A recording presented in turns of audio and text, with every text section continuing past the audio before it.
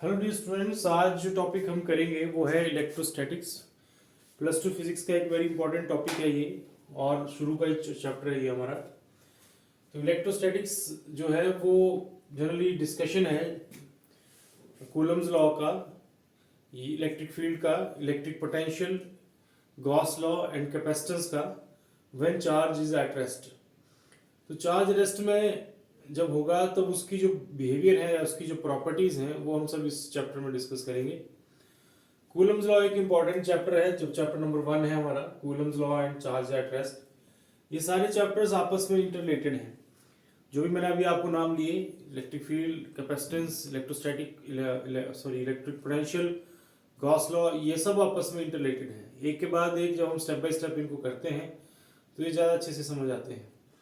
तो हम इलेक्ट्रोस्टैटिक्स को अब शुरू कर रहे हैं आज से, और देखते हैं कितने लेसन्स में ये कंप्लीट हो जाता है, कितने लेक्चर्स में ये कंप्लीट हो जाता है। तो सर आप सबने बने रहना है इसके साथ और चलाए रखना है सिस्टम को, और आपने समझते जाना है सिस्टम को जिस तरह से भी हो रहा है। और अगर कोई क्वेश्चंस वगैरह हो या कोई क्वेरी हो आपकी, तो आप कमेंट बॉक्स में भी डिस्कस कर सकते हैं मेरे साथ। तो शुरू करते हैं कूलम्स लॉ से, Coulomb's law and charge at rest. इस चैप्टर में सबसे पहले जो डिस्कशन के लिए इंपॉर्टेंट बात है वो है चार्ज।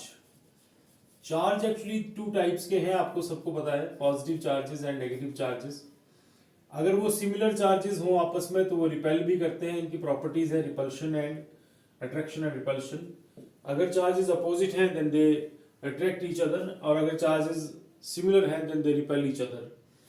इसके अलावा और भी कुछ प्रॉपर्टीज है इस चार्ज की जो हम आगे चल के डिस्कशन में लाएंगे इसको। इससे पहले हमारे पास एक और टर्म है, that is called frictional electricity. Frictional electricity वो कंसेप्ट है जिसमें इलेक्ट्रिसिटी प्रोड्यूस होती है due to the rubbing of charges, rubbing of bodies. आपने देखा होगा विंटर्स में कई बार आपके जो ब्लैंकेट्स होते हैं उनमें स्पार्क दिखता है, तो वो स्पार्क जो है वो फ्रिक्शनल इलेक्ट्रिसिटी है। जब आपकी बॉडी ब्लैंकेट से रब होती है तो उनमें उसमें चार्ज डेवलप हो जाता है, और उस चार्ज की वजह से स्पार्क आता है। ठीक है, या आपकी स्वेटर्स में जब आप स्वेटर्स को पहनते हैं, खोलते हैं, तब भी आपके स्वेटर्स में चार्ज जो है वो उसकी आवाज़ आती है। या आप कॉम करते हैं ड्राई हेयर्स में, तो आपके कॉम्स में भी जो है वो चार्ज डेवलप हो जाता है। तो that all is the cases of frictional electricity. तो फ्रिक्शनल इलेक्ट्रिसिटी में जो एक टर्म एक किस तरह से पॉजिटिव और नेगेटिव आते हैं उसके लिए एक सीरीज है उसको बोलते हैं इलेक्ट्रोस्टैटिक सीरीज। इलेक्ट्रोस्टैटिक सीरीज जो है ये डिसाइड करेगी कि किस बॉडी पे पॉजिटिव चार्ज आएगा और किस पे नेगेटिव आएगा। कुछ यहाँ पे हमारे पास हमने डिवाइड किया हुआ है कुछ टर्म्स को, कुछ इसको बॉडीज को, जिनको हमने इस पॉजिटिव और नेगेटिव के लिए, जैसे कि सबसे पहले है फर। फर आप सबको पता है, जो एक वूल है या जो स्किन अपना लेदर टाइप का, वो उसको बोलते हैं फर। फिर ग्लास, दूसरे नंबर पे ग्लास है हमारे पास। ठीक है, तीसरे नंबर पे है हमारे पास वूल,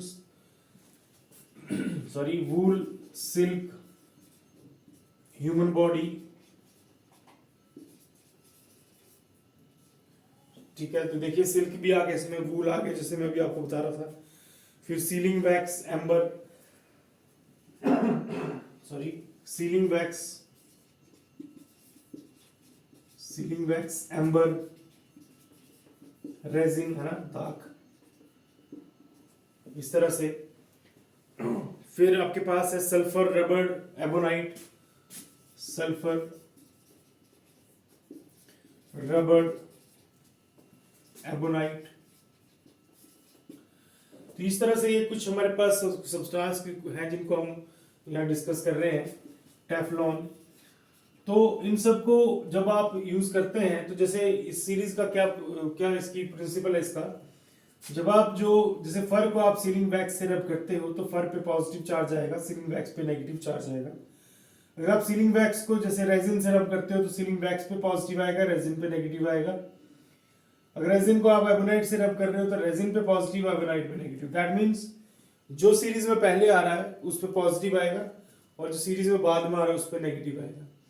इस तरह से इसका कांसेप्ट चलता है इलेक्ट्रोस्टैटिक सीरीज का। तो आपने ध्यान रखना है, समटाइम ग्लास और ह्यूमन बॉडी या ग्लास और रबड़, इस तरह से इनके कॉम्बिनेशन के लिए क्वेश्चन आ जाता है कि बताइए किस पे कौन सा चार्ज आने वाला है। अब इस चार्ज की कुछ प्रॉपर्टीज डिस्कस कर लेते हैं, जैसे कि कुछ प्रॉपर्टीज ऑफ चार्ज है हमारे पास।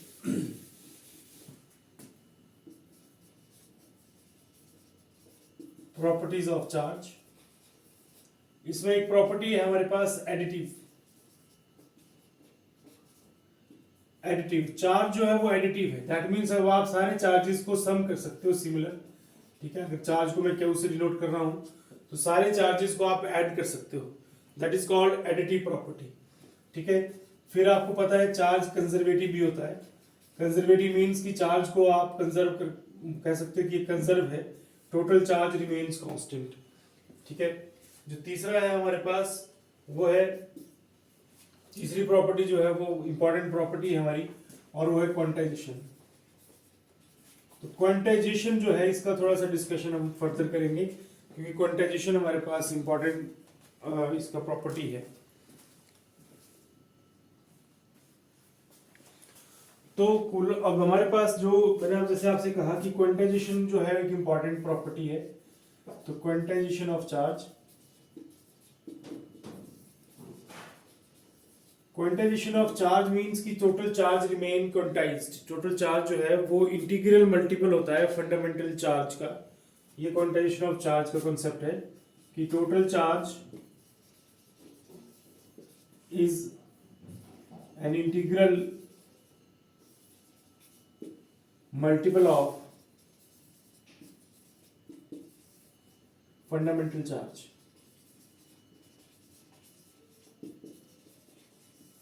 फंडामेंटल चार्ज आप सबको पता होगा, फंडामेंटल चार्ज होता है 1.6 इंटू 10⁻⁻⁹। दैट इज, इसको आप ऐसे लिख सकते हो कि Q is equal to NE। NE means कि ये इंटीजर है, N is a integer here. ठीक है, N की वैल्यू, अब मैंने प्लस माइनस लगा दिया इसके साथ शुरू में, सो देयरफॉर मैं इसको ऐसे N को लिखूंगा 1 2 3 4। ठीक है, अगर प्लस माइनस नहीं लगाता तो मैं माइनस और प्लस वाली दोनों अलग अलग लिखता। और E जो है वो आपके पास 1.6 इंटू 10⁻⁻⁹ कूलम है, जो कि फंडामेंटल चार्ज है आपका। तो ये आपका पहला ऐसा फॉर्मूला है प्लस टू फिजिक्स का, Q is equal to NE। ठीक है, और E यहाँ पे फिक्स है और Q जो है वो टोटल चार्ज है। और ये ध्यान रखना आपने कि ये इंटीजर है ना, इंटीग्रल मल्टीपल। जैसे कि फॉर एग्जांपल एक क्वेश्चन करते हैं सॉरी, ये क्वेश्चन करते हैं हम,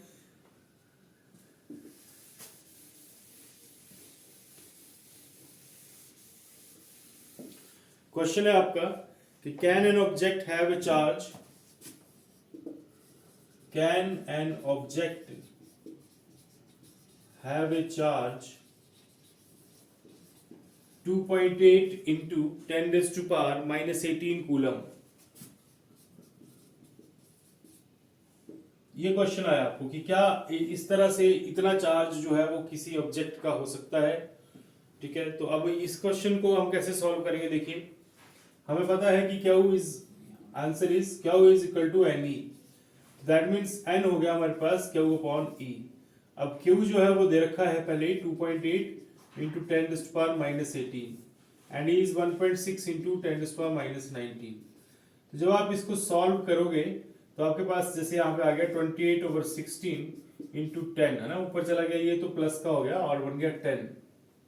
तो जब आप इसको काटोगे तो ये 2 से कट रहा है, देखिए 14 8 7 4। ठीक है, तो आपके पास आ गया 70/4 और कट गया एक बार 35/2, 35/2। तो अब n जो है, जैसा कि हमने पीछे कहा कि n should be the integral multiple, that means charge should be the integral multiple, that means जो n है वो इंटीजर होना चाहिए था। तो यहाँ पे इंटीजर नहीं आया, ये फ्रैक्शन में आ गया। that means this charge is not possible, this much charge is not possible है ना, since n is not an integer, therefore Q is equal to 2.8 into 10⁻⁻18 coulomb is not possible। तो ये charge possible नहीं है ना, ये justification है इस आंसर क्वेश्चन की। तो इस तरह से ये इस तरह के क्वेश्चंस इस फॉर्मूले के बनते हैं। ठीक है, एक और करते हैं इसका हम फॉर्म क्वेश्चन, जैसे कि आपको क्वेश्चन आ गया कि question number 2, how many number of charge particles in 1 coulomb of charge. आपके पास 1 कूलम ऑफ चार्ज है जिसमें आपसे पूछ रखा है कि कितने आपके number of charge particles possible है। ठीक है, तो अब आपको फिर से पता है कि n इज, ये फॉर्मूला आपके पास, तो ये आ गया 1/1.6 इंटू 10⁻19। ठीक है, तो आप इसको ऐसे लिख सकते हो 10/16 इंटू 10⁻19 है ना, 19 प्लस का कर दिया और 10 ऊपर लिख दिया 16 का 1.1 का। अब इसको काट दीजिए 5/8। ठीक है, फर्दर आप इसको काटेंगे तो आपके पास आएगा 0.625 इंटू 10⁻19 और 6.25 इंटू 10⁻18। ये एक इंपॉर्टेंट क्वेश्चन है, मैक्सिमम टाइम्स कई बार ऑब्जेक्टिव क्वेश्चन में इसको पूछ लिया जाता है। तो ये क्वेश्चन हो गया हमारे पास क्वेश्चन नंबर 2, जिसमें हमने देखा कि जो n है एक कूलम में वो होता है 6.25 इंटू 10⁻18। ठीक है, तो ये हमारे पास जो क्वांटाइजेशन ऑफ चार्ज है उसके कुछ कॉन्सेप्ट्स हैं और इसका फॉर्मूला है हमारे पास, तो ये आपने अच्छे से इसको समझ लेना है। इसके बाद अगला जो कॉन्सेप्ट है हमारा वो है बेसिक, जो मेन हेडिंग है हमारा कूलम्स लॉ। कूलम्स लॉ दो चार्जेस के बीच में जो फोर्स लगती है उसको डिफाइन करता है। मान लीजिए हमारे पास दो चार्ज है इस तरह से, तो कूलम्स लॉ बोलता है कि इन दोनों चार्जेस के बीच में फोर्स लगेगी। वो फोर्स अट्रैक्टिव भी हो सकती है और रिपल्सिव भी हो सकती है, दैट डिपेंड्स कि वो चार्ज किस पोलैरिटी के हैं। अगर चार्ज दोनों पॉजिटिव है तो रिपल्सिव फोर्स होगी, अगर दोनों चार्ज एक पॉजिटिव है एक नेगेटिव है तो अट्रैक्टिव होगी, या अगर दोनों नेगेटिव है तो भी रिपल्सिव होगी। तो इस तरह से आपके पास कूलम्स लॉ लगता है इसमें। ठीक है, तो हमारे पास कूलम्स लॉ की स्टेटमेंट जो है वो क्या कहती है, स्टेटमेंट कहती है द फोर्स ऑफ अट्रैक्शन और repulsion between two charges is directly proportional to product of their magnitude and inversely proportional to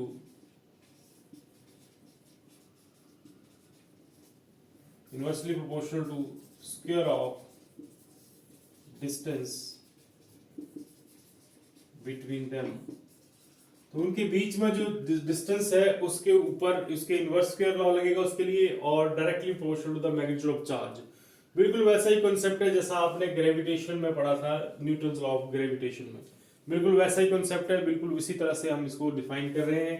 that is, अगर हमारे पास दो चार्जेस हैं तो that means force is directly proportional to product of the magnitude of charges and inversely proportional to square of their distances. That means आपके पास combine, अगर आप इसको लिखो तो इस तरह से लिख सकते हो Q1 Q2 over r square, और इसको मैं ऐसे लिख सकता हूँ F is equal to K Q1 Q2 over r square, where K is a constant of proportionality, है ना। K for K is a constant, है ना। इन SI में K की वैल्यू आप लिखोगे 1/4πε0 Q1 1/4πε0, दैट इज ये SI में K की वैल्यू है फॉर वैक्यूम, है ना, फॉर एयर और वैक्यूम। अगर वैक्यूम या एयर है दोनों चार्जेस के बीच में तो K की वैल्यू ये लेनी है आपने। इसमें जो ε0 लिखा मैंने वो 8.85 इंटू 10⁻12 है। ठीक है, इसका SI यूनिट्स होते हैं 8.85 × 10⁻12 के न्यूटन इनवर्स, मीटर-2 और कूलम स्क्वायर। ठीक है, और आपके पास देयरफॉर आप इसको ऐसे लिख सकते हो कि F एयर और vacuum is 1/4πε0 Q1 Q2 over r square. तो ये आ गया कूलम्स लॉ हमारे पास इन स्केलर फॉर्म। ठीक है, और फॉर एयर और वैक्यूम हमारे पास अगर मीडियम हो जाए, अगर दोनों चार्जेस के बीच में मीडियम भी है कोई डाला हुआ हमने, तो उसके लिए हम थोड़ा सा इसको और मॉडिफाई कर सकते हैं। और वो कैसे हो जाएगा, देखिए, फॉर मीडियम हमारे पास एक और टर्म इसमें ऐड हो जाएगी, उसको बोलते हैं रिलेटिव परमिबिलिटी। ठीक है, इसको एब्सोल्यूट परमिटिविटी बोलते हैं, सॉरी, इसको एब्सोल्यूट परमिटिविटी, और दूसरे टर्म को बोलते हैं रिलेटिव परमिटिविटी। तो उस केस में F medium will be 1/4πε0 epsilon r, ये टर्म एक्स्ट्रा ऐड हो गई Q1 Q2 over r square. ठीक है, एप्सिलॉन r को क्या कहेंगे हम, रिलेटिव परमिटिविटी। रिलेटिव परमिटिविटी ये अलग अलग सब्सटेंसेस की अलग अलग होती है, ठीक है। अगर आप इस टर्म 1 और 2 को डिवाइड कर दो, ठीक है, अगर आप ऐसे कर दो कि F1 डिवाइड बाई 2, तो आपके पास आ जाएगा epsilon r is equal to F vacuum over F medium, ठीक है बात। तो इस तरह से आपने इसको ध्यान में रखना है सारे कॉन्सेप्ट को। और ये रिलेटिव परमिटिविटी का फॉर्मूला भी बन गया, और ये हमारे पास कूलम्स लॉ हो गया इन स्केलर फॉर्म। तो इसका जो थोड़ा डिटेल है, कुछ क्वेश्चन न्यूमेरिकल्स वो हम कल करेंगे, ठीक है, या नेक्स्ट लेक्चर में करेंगे। तो आपने थोड़ा सा इसको समझ लेना है, ये बेसिक सा टॉपिक था आज। इसके बाद का अगला टॉपिक हम नेक्स्ट लेक्चर में करेंगे। Thank you.